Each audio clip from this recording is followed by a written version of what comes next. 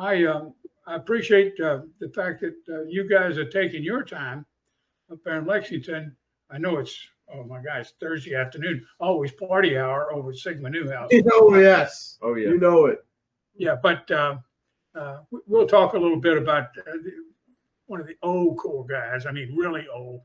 We had our class's 60-year reunion last April. Holy smokes. 80 of us made it back. Unbelievable. And we had a great time.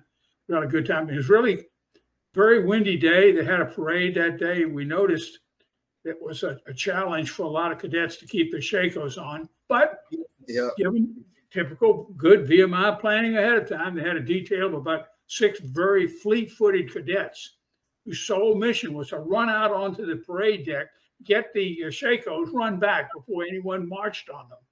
And that improved, the overall situation. Nobody stumbled over shako.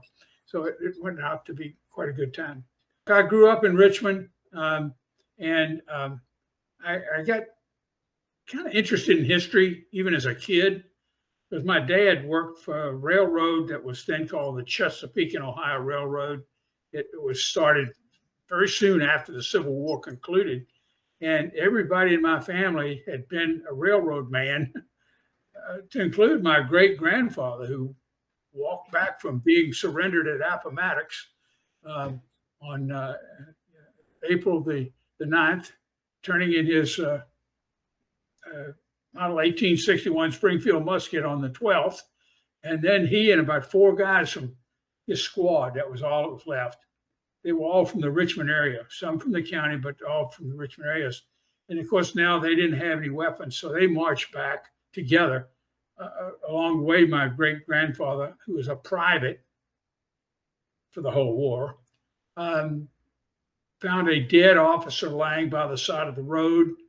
Federal officer, as it turned out. Anyway, he had a pistol, so he picked up his own little firearm. At that point, they were going to be safe, because it was a very rough situation after Lee surrendered, because these guys had their paper paroles, but there were a lot of bad people riding around, deserters from both armies. They all had plenty of weapons. So I fell into this sort of history story, listening to my grandfather talking about his dad, the old Confederate soldier. My father was in the Virginia National Guard, but then he really worked for the railroad. So that's how I got interested in history. Grew up through the public schools in Richmond, which of course back then in the 1950s and up to I graduated from high school in 1961, all the public schools in Richmond were segregated. We had schools for black kids, schools for white kids. So there were 2 high schools in Richmond, John Marshall High School and Thomas Jefferson High School. All the students were white. And then you had Armstrong High School and Maggie Walker High School. All the students there were black. VMI, when I went up to VMI in the late summer of 1961, was all male, all white. So things have changed, in my view, much for the better now, because VMI looks less like a monastery and more like the world, in my view. My background, as it mentions here, graduated from high school in '61. It was a wonderful high school education.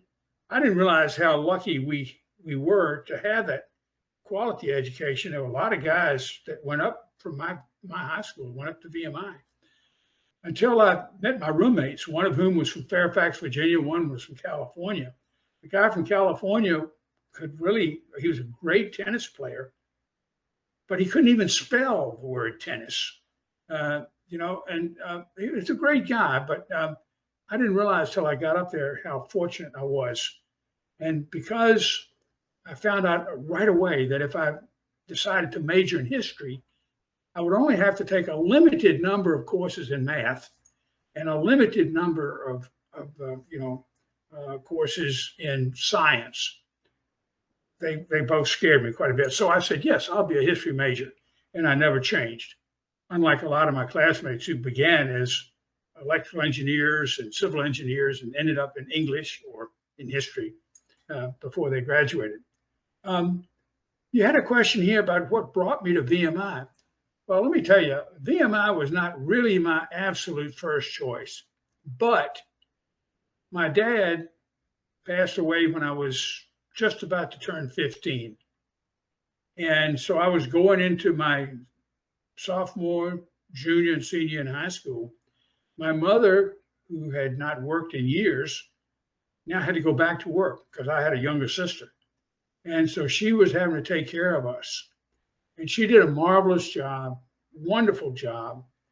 But I was not always the perfect son. In fact, one of the last things I did before graduating from high school was completely total her car, driving too fast. And luckily, one of my brother rats, a longtime friend from Richmond, was in the car with me, but he was okay. And I survived. And fortunately, my mother, when she went back to work, had been able to call on a number of her old friends from years past who provided an excellent trial lawyer at my trial in the traffic court. And I can still remember the judge looking over his glasses at me and saying, "Young man, I could give you a fairly harsh sentence, but I'm aware, yes, you're going up to VMI.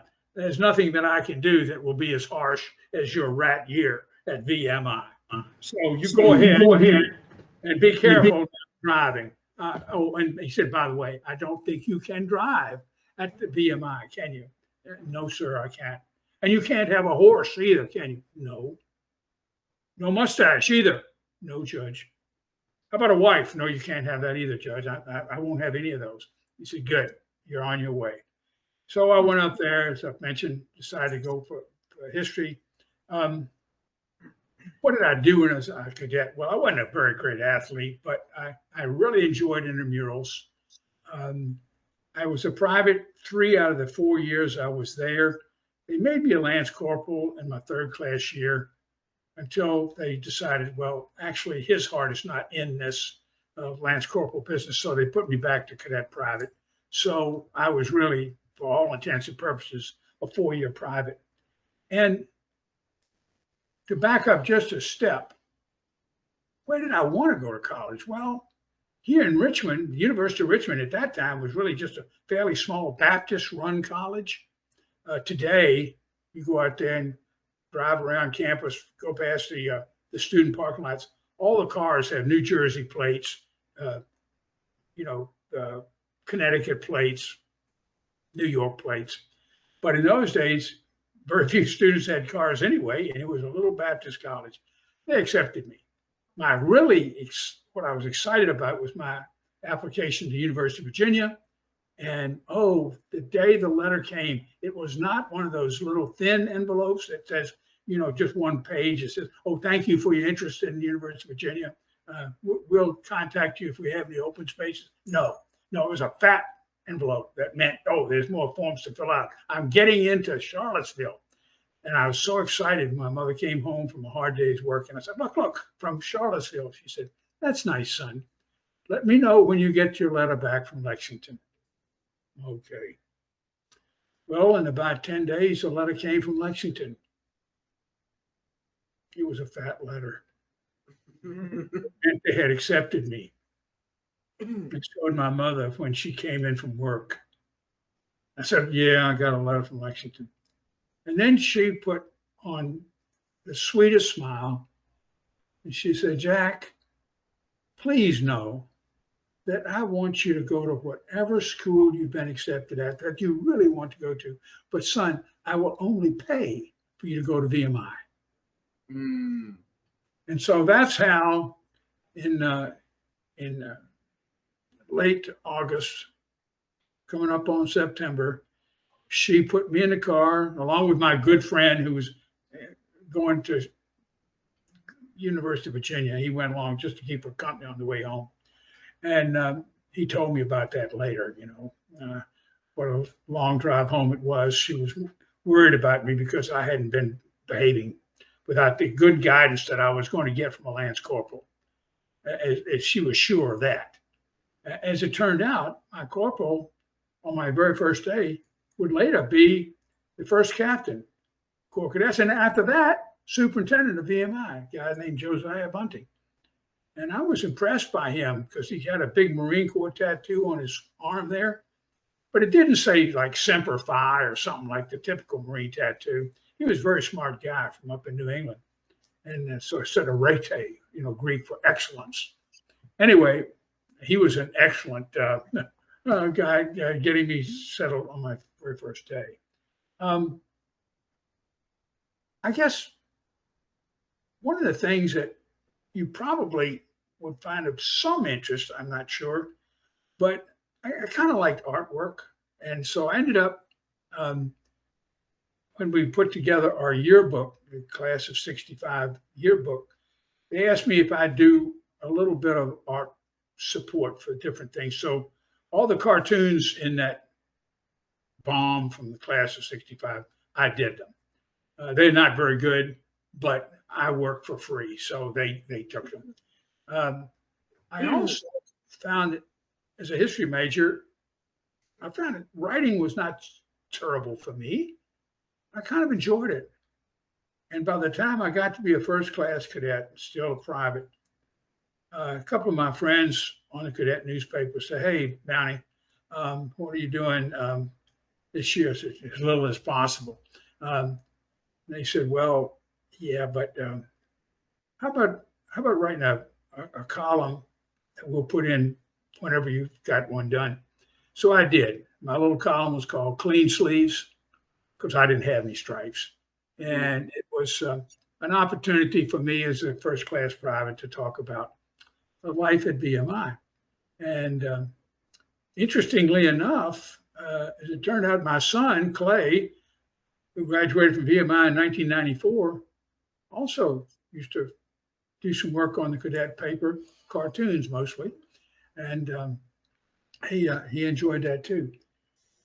I went into the Army as an Army Reserve officer on active duty for 2 years. The plan was then the Army's got you for 2 years, then you come back to the Army Reserve or the National Guard for 4 more years until your 6-year commitment to Army service is totally done. And as it turned out, after going out to the Armor Officer Basic Course, which was then at Fort Knox, Kentucky, I was on orders to go to Fort Hood. My wife, and we'd gotten married, couldn't have a wife at VMI, but you could have one very soon after VMI. So we got married in August after I graduated in June. And she said, "Oh, I've never been to Texas. We'll go to Texas." And then just before we finished our officer basic course, Armor Officer Basic Course, our captain, who was like our student leader, walked in and said, "Hey, I need one volunteer who will go to Fort Rucker, Alabama, the Army Aviation Center, because they just had a Armored Cavalry officer who was the recon platoon leader in this infantry unit fell out of the helicopter and hurt himself. So who wants to volunteer to go to Fort Rucker, Alabama?" And I thought, well, heck, I got this job, that I'm waiting for me at Philip Morris back here in Richmond. Yeah, Alabama's faster, a lot closer than Texas. I'll go. So off I went to Fort Rucker, Alabama. But I found out when I got down there that what I'd be doing was recon platoon leader in an infantry battalion. And we were like the training dummies, for all these pilot trainees. And I'd load up my men on the Hueys and we'd go off to someplace like Camp Shelby, Mississippi. If you've never been to Camp Shelby, let me suggest you don't go to Camp Shelby, Mississippi. That made a lot of parts that I went to in Vietnam seem like, vacation spots by comparison. But I went down there and I was doing okay. But one of the things that happened was a lot of my classmates started coming through Fort Rucker. They had learned at VMI by taking a little flight program that the Army ROTC had to fly light aircraft, little Piper Cubs and stuff. So they got their license. And so that helped them a lot when they volunteered to fly Army helicopters, and they began the Army helicopter training program, which was extensive, about 8 months. And then they all went to Vietnam. And so I got to see a lot of them. And we were there in Alabama. I had friends, classmates up at Fort Benning, Georgia, who was going through the infantry officers basic or jump school. And we had a really good officers club down there at Fort Rucker, Alabama. So those guys would, on weekends, they'd hop in their cars and they'd drive down from Columbus, Georgia, down to Alabama, where we were at Daleville, small town. But we had this wonderful officers club. They would go and gorge themselves at the Sunday buffet and then waddle back out to their cars and drive back up to Fort Benning to start another very busy week at the infantry school. So I got to see a lot of classmates. And that's how I basically ended up in Vietnam, because so many of my classmates were coming through, getting their wings and moving off to Vietnam. And I had this company commander that I really didn't like very much. He thought I'd gotten promoted ahead of some of the others there. And he thought because I was now his executive officer, I was a very handy guy to go over to the PX and get him a large pepperoni pizza for lunch. Well, he didn't need a large pepperoni pizza. He should have been eating a little green salad. He was fat. I came home and told my wife, I don't think I want to do this for another year before I can go back to Army Reserve or the Virginia Guard and work for Philip Morris. So she said, I know you want to do something different. And she said, you know what's going to happen. And so I said, okay, I'm going to go. So I called Army, and 3 days later, I had 50 copies of my orders to Vietnam, and off we went. And so I spent a year there, from December 66 to December 67. I got some injuries because I was a tanker, and things happened to our tanks. I'll talk about that in just a second. But I didn't get seriously wounded or anything. So I made it through 32 years, as it turned out, in the Army with no Purple Hearts, just some lingering problems that had to be taken care of post-service, and they were. I got over there. In fact, I got there just 2 days before Bob Hope showed up with his Christmas show. I don't remember too much about Bob Hope. He's an old, funny guy, you know. I think he hit his high point back during World War II. But I don't think I'll ever forget Joey Heatherton, who was this beautiful girl that was leading the female accompaniment for Bob Hope's show. We had like 4,000 guys sitting on a hillside up in Pleiku in the Central Highlands, the Highlands in Vietnam, watching Joey Heatherton dance. It was great. But I went out there to the 1st Battalion of the 69th Armored Regiment. That was a tank battalion in the 25th Infantry Division, the Tropic Lightning Division that had come over about 8 months earlier from Hawaii, Schofield Barracks, where the 25th Tropic Lightning Division had been for years, ever since Korean War. And I was assigned to Company B, 1st of 69th Armor. I met my wonderful company commander, ex-Army football player, great guy. And he says, okay, Mountcastle, I got the 3rd platoon waiting for you. And I said, what happened to the lieutenant? Did he go home? Well, actually, he's in Japan right now in the hospital.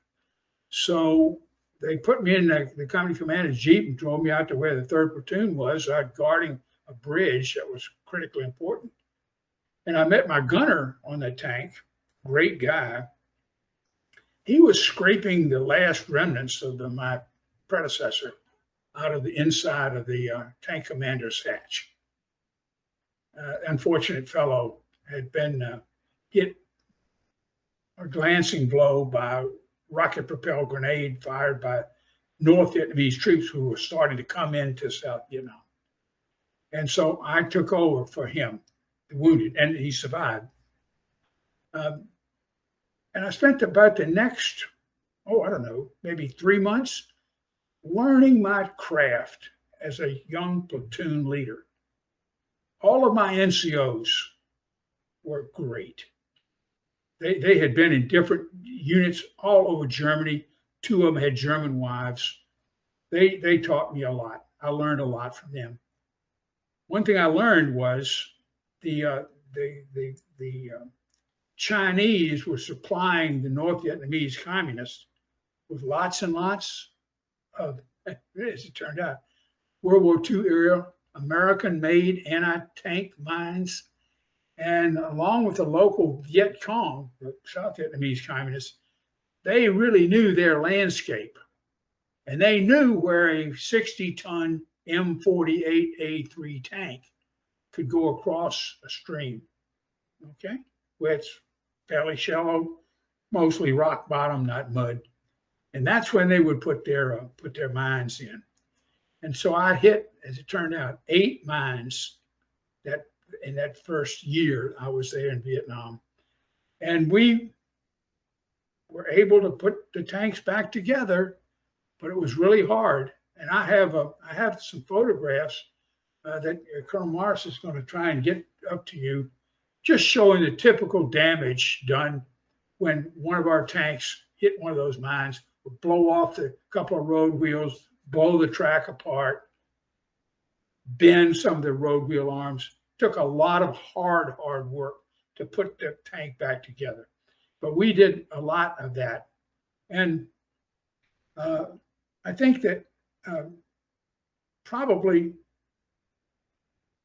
one of the things that we're out to do it all over again, I would not have done one morning in late February, early March of 1967. I would not have been working on putting GAA, grease, automotive, and artillery, grease on a new road wheel arm hub at 2 o'clock in the morning, because I had to get my tank fixed because we were leaving the next day on a new mission.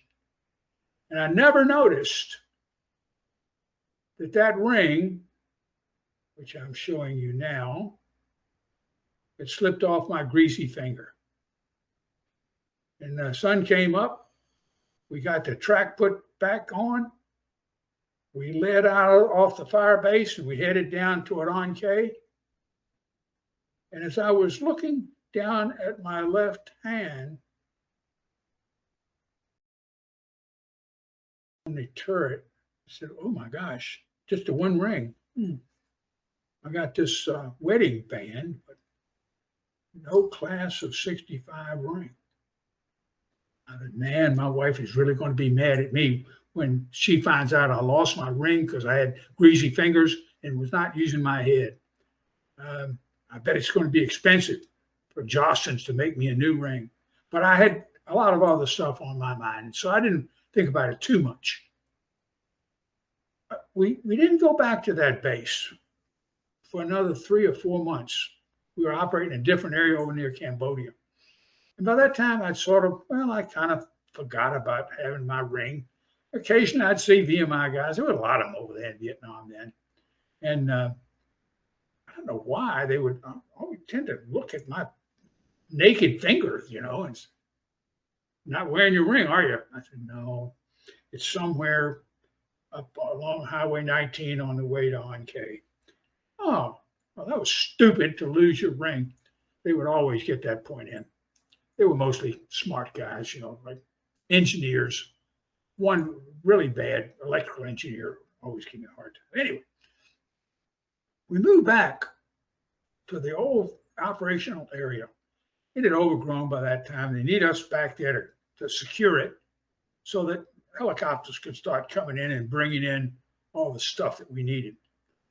By that time, I was no longer a platoon leader. I had been promoted up to be the company executive officer. And I was there working on some ammunition requisitions after we'd been on this ground back now after 4 months. But I was busy. When this young kid walked up, he's a PFC. I didn't really know him. He was new to the company. And he walked up to me and said, LT, my tank commander sent me to you. I said, yeah, what's your name? And he told me his name. He said, I think I found something. I think you want it. I was digging dirt for foxholes. and this shiny ring came out of the dirt.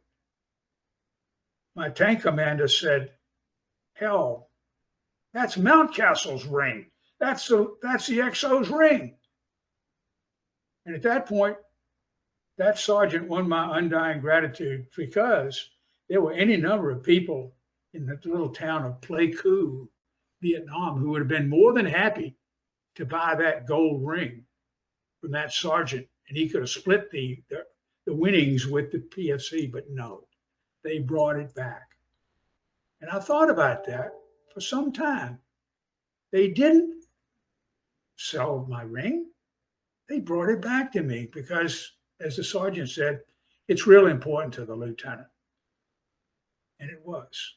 And I didn't really realize how much it meant to me until they put it back in my hand.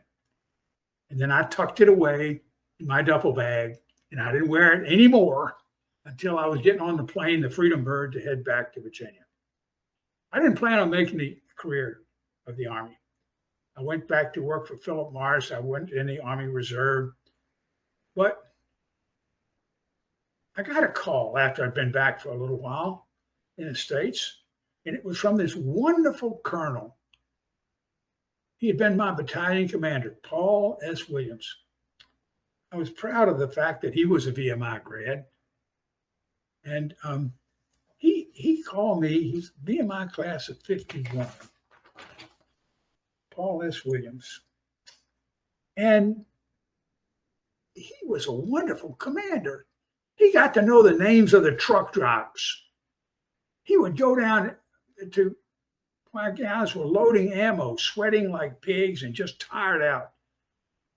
So let me give you a hand with that there, Sergeant. And when he found out I was a VMI guy, he was really good to me.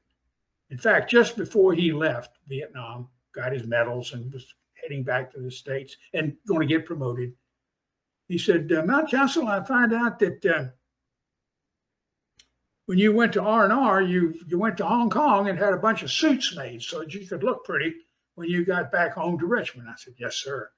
Nice Chinese fellows, the tailors, I'm going to look good at that Philip Morris." He said, "Are you sure about this?" He said, "You're not a bad tanker. You're pretty good." I said, "Well, actually, I've got this job offer. I think I probably ought to go." He said, "All right, son. Well, 3 months after I've been back, going to work every day down at Philip Morris, looking at these old men in their 40s coming to work there on Monday, looking like they'd rather take a beating than come to work there.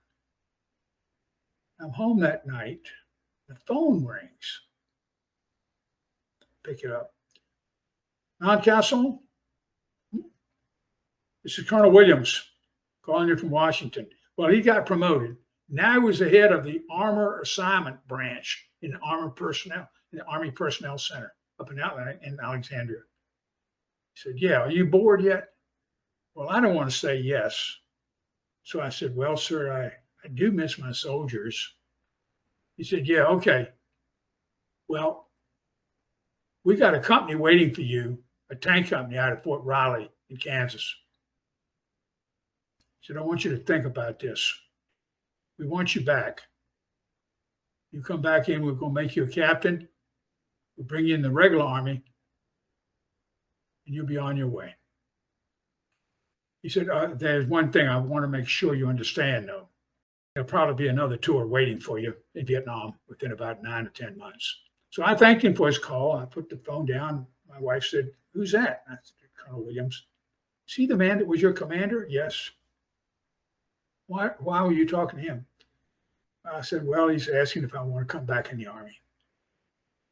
And that girl at that point, who had not married this young VMI grad with any idea of making the Army a career, and she didn't plan on being an Army wife either. So I'd already done 2 years. I ended up doing 32 years in the U.S. Army. We had 2 children together, one born in Fort Riley, Kansas, one born in Nuremberg, 130th General Hospital and U.S. Army Hospital in Nuremberg, Germany. And that girl moved 29 times in 32 years. because I had 3 tours of duty in Germany. And you know, when the U.S. Army, along with our allies, beat the Germans in 45, Army moved into western part of Germany. Nobody, not Eisenhower, not Patton, nobody thought that we were going to be there in any numbers 10 years, 20 years, 30, 40 years later. And yet there we were, because the Soviet Union had increased its strength and had completely come to control all of Eastern Europe.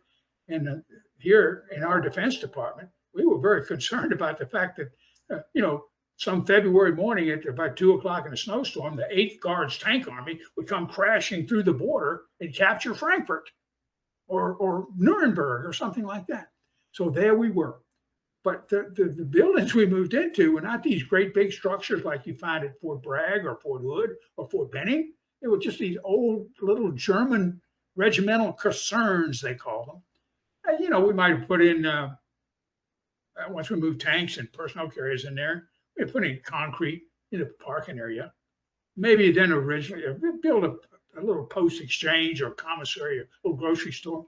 But what it meant was, if you got a new assignment in Germany, one to the next, or got promoted, got a new job, it wasn't like just driving over to the other side of Fort Hood, Texas. No, it was picking up everything that you had with you, your wife, if you had one, your kids, if you had them, the dog, bicycles, and so forth, what little furniture the Army would let you send to Germany, and driving 50 kilometers down the Autobahn to your new job. And of course, they'd say, I'm sorry to say, we don't have any government family quarters available for you. So if you can find a place to live on the economy, as they said, we'll let you know as soon as there's something available. And that's what happened to me. My first of 3 tours of duty in Germany. I spent 2 years as a tank company commander. And then I got picked to be the general's aide de camp, the commanding general's aide. And that meant moving down to Ansbach, a different place. And it went like that all the time. So your questions about, well, what other VMI people did you bump into along the way? Quite a few, as it turns out. Brigadier General Tom Tate was assistant division commander in the 3rd Infantry Division, mechanized, when I was back in Germany then as a battalion commander. And I was one of the 3rd Battalion in Germany to get the new, at that point, brand new M1 Abrams tank. So Tom Tate was a great guy to have. He was a VMI graduate, class of 1955. And he later would get promoted to 2-star and be the commander of the Armor Center at Fort Knox. But he was a great example for all of us that knew him in the 3rd Division, the Marne Division. And then another VMI graduate that was very impressive was Colonel Robert Wagner, commander of the 2nd Cavalry Regiment, 2nd Armored Cav, down in Nuremberg. He would later serve as commander of the Cadet Command, Army Cadet Command, and he retired with the Major General. But looking back over my whole career, the one guy that made the biggest difference of all was that Lieutenant Colonel Paul Williams, that learned the name, took the time to learn the name of the filthy, dirty tank crewman who was working so hard to get his tank up and running. Give him a pat on the back and say, you need a Band-Aid for that? He was a wonderful guy. And he retired with 3 stars as a commander of the United States 5th Corps in Germany. Wonderful man, great VMI grad. So I guess if I were to think about what the ring means to me, it's a symbol for me. It's a symbol of my pride in having gone up there to Lexington. Spent the 4 years,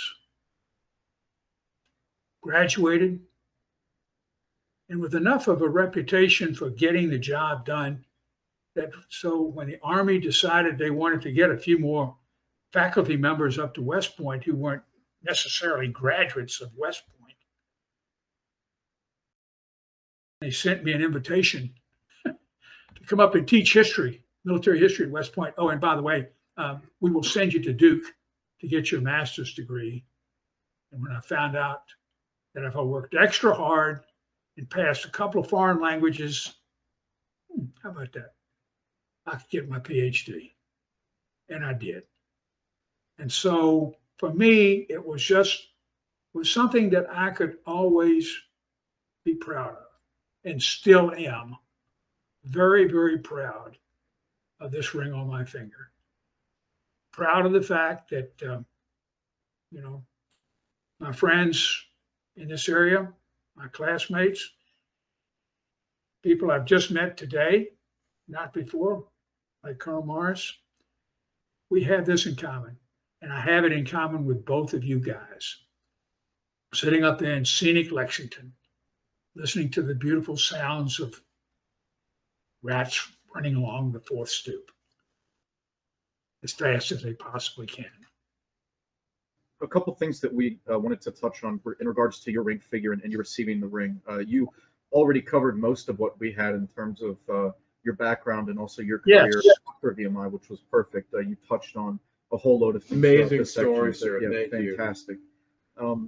When it came to your ring figure and your ring presentation, was it the same back then as it is still where you received it your second class year? Yes.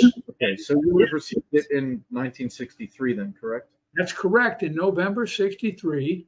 And in fact, as I mentioned to Colonel Morris, I have the photo of the girl that would marry me, Susan Miller in those days, now Susan Mountcastle, mother of our two sons. She was my ring figure date. And I've got a copy of our picture there. And I also have photos of,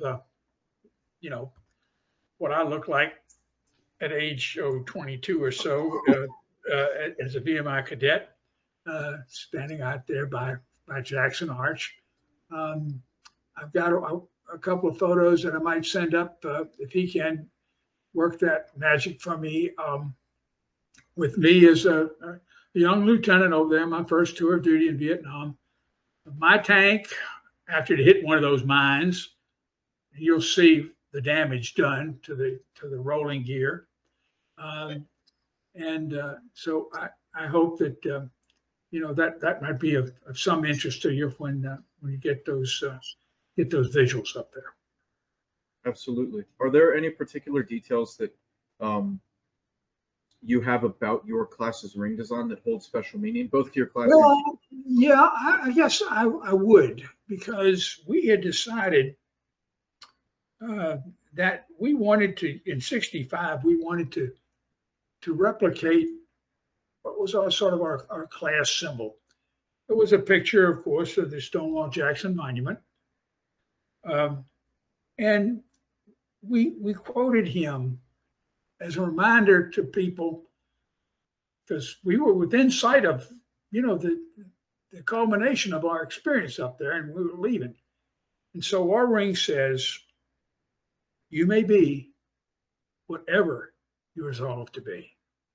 And of course, 1965. Thank you, sir. Thank you. I guess it doesn't work. Right there. Yep. Beautiful. You may be whatever you resolve to be. And that's not bad shape for being in the mud in Pleiku province for about 4 months, Yeah. And that has been something that I've thought about.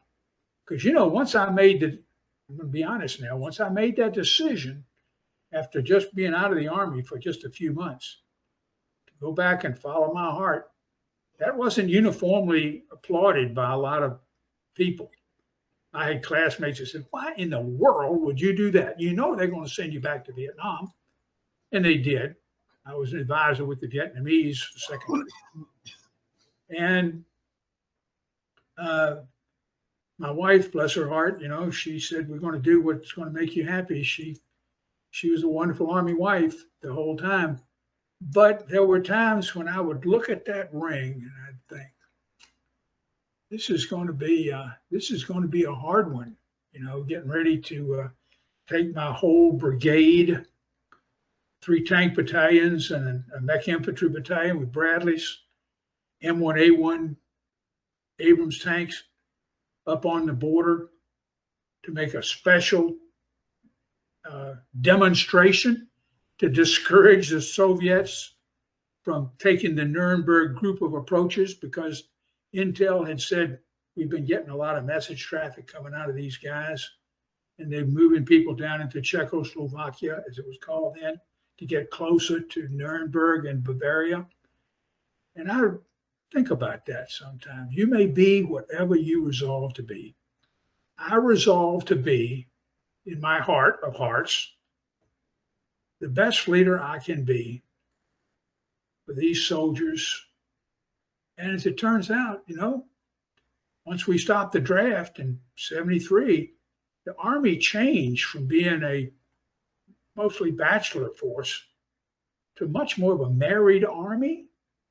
And so we had these young girls and little kids, and their husbands that joined the Army.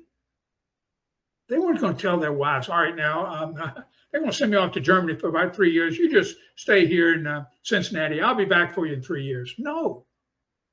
The wife said, no, I'm going with you.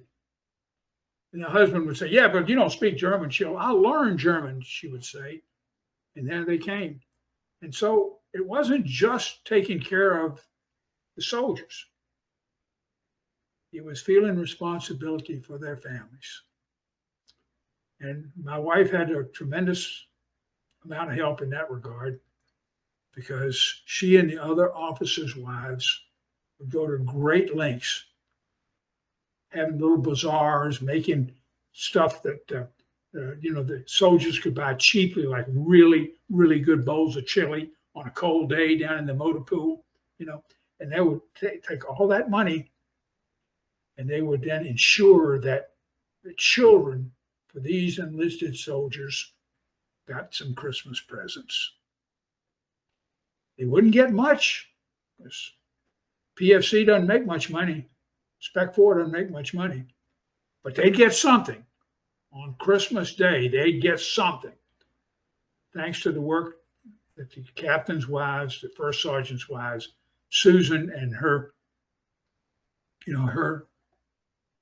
company commander wives working with her, could provide for those little 2-year-old, 4-year-old kids who could come down in the morning on Christmas and there would be something wrapped for them.